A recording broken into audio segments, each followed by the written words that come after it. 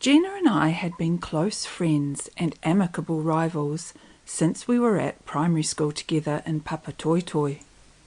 When we met, she told me that she was a 30-tooth Māori. This puzzled me greatly. But how many teeth do you have? And how can 30 of them be Māori? And what's a Māori tooth anyway? I had questions. Gina laughed. No, I mean my great, she was counting on her fingers, grandmother was Māori. A Māori princess. We continued swinging on the metal bar in front of the classroom. I thought about what she'd said. What was her name? I asked.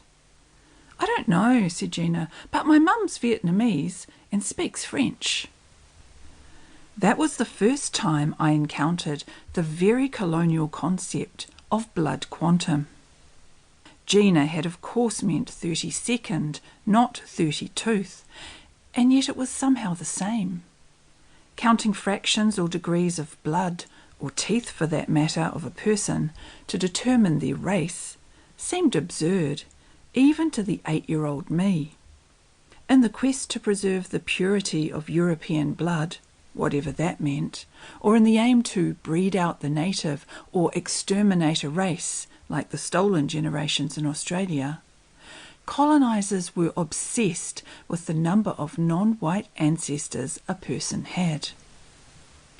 In Louisiana, the terms mulatto, quadroon and octoroon were used to specify the blood quantum of the free Creoles of colour once the Spanish took over from the French at the end of the 18th century, and especially after the Louisiana Purchase of 1803.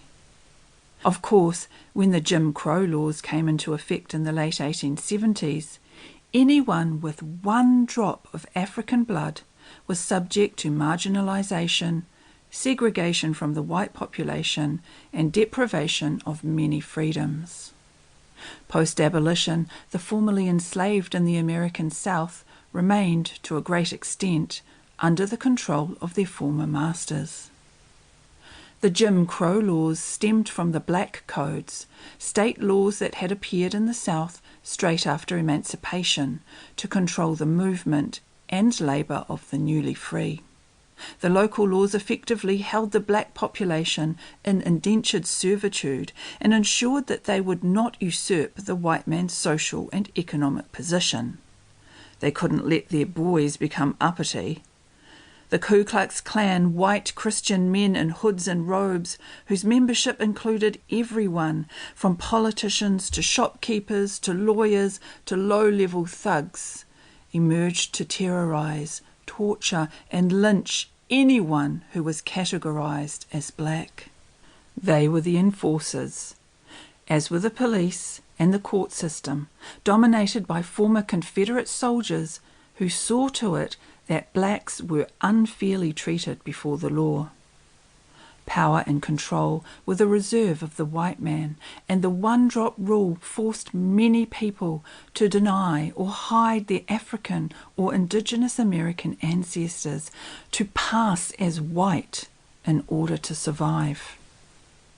In 1980s New Zealand, it was more usual to hear terms like half Māori or part Māori, which part, than quarter, eighth, 16th or 30-tooth Māori though.